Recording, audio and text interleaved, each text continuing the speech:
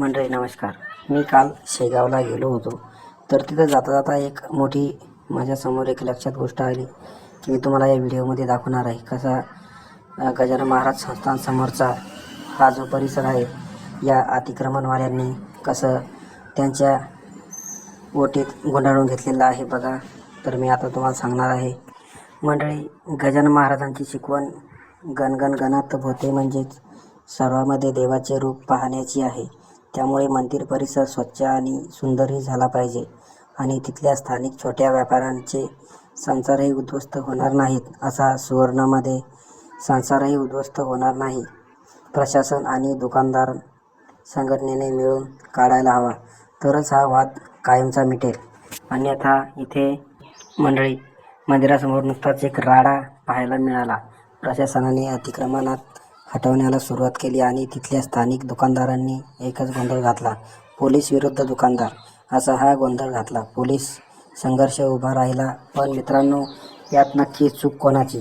नियमांचे पालन करणाऱ्या प्रशासनाची की वर्षानुवर्ष तिथे पोट भरणाऱ्या गरीब दुकानदाराची? आजच्या व्हिडिओमध्ये आपण या वादाची खरी मेक आणि दोन्ही बाजू समजून घेणार आहोत. व्हिडिओ शेवटपर्यंत बघा. पहिली बाजू आहे कायदा आणि सुव्यवस्थेची. गजानन महाराजांच्या दर्शनासाठी रोज हजारो लाखो भक्त शेगावला येतात. मंदिरासमोर रस्त्यावर जर दुकानाचे अतिक्रमण झाले तर भक्तांना चालणे कठीण होते, ट्रॅफिक जाम होतो आणि एखादी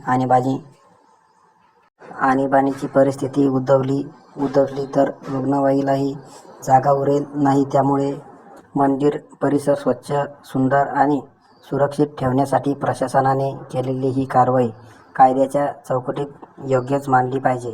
रस्ते आणि फुटपाथ हे लोकांच्या चालण्यासाठी असतात, व्यवस्थेसाठी नाही, हेही तितकंच खरं आहे मंडळी. पण आता पाहूयात या नाण्याची दुसरी बाजू. ती थेट गरिबांच्या पोटाशी जोडलेली आहे. हे दुकानदार तिथे आज किंवा काल आलेले नाहीत. कित्येक वर्षापासून हार, फुले, प्रसादाची दुकाने लावून हे लोक आपल्या कुटुंबाचा गाडा हाकत आहेत.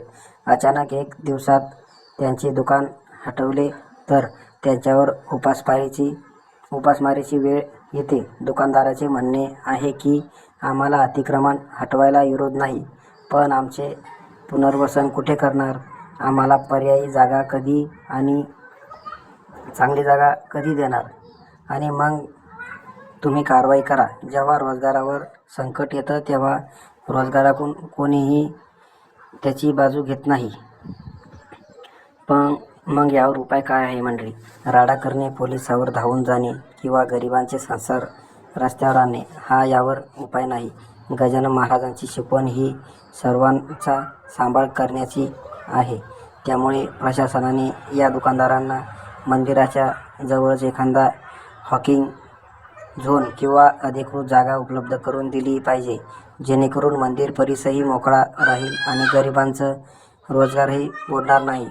मंडळी, आपण गाभाऱ्यातलं बघत आहोत. मंडळी, हे जे लोक बाहेरून गाव आलेले आहे पोट भरण्यासाठी, यांचं जर असं अतिक्रमण काढलं तर यांना पोट भरण्यासाठी काय साधन आहे मला हे सांगा. गेले कित्येक वर्षापासून जेव्हा संत गजानन महाराजांची संस्थांची स्थापना झाली तेव्हापासून ही मंडळी इथं आहे. तर पोट भरण्याचं साधन यांचं कोणतं नाही. पोलिसांनी इथला राडा करायला नकार होता. मंडळी, मला एक सांगा तुम्ही मित्रांनो, तुम्हाला काय वाटतंय? प्रशासनाची कारवाई योग्य की दुकानदाराचा संताप? तुमची मते खाली कमेंट बॉक्समध्ये नक्की कळवा. व्हिडिओ आवडला असेल तर लाईक करा आणि चॅनलला सबस्क्राईब करायला विसरू नका. धन्यवाद. गणगण गणात भोवती गजानन महाराजचा हा जप नेहमी आपल्या मनात ठेवा आणि जेव्हा केव्हा संकट येईल तेव्हा हा जप म्हणा. जय गजानन माऊली.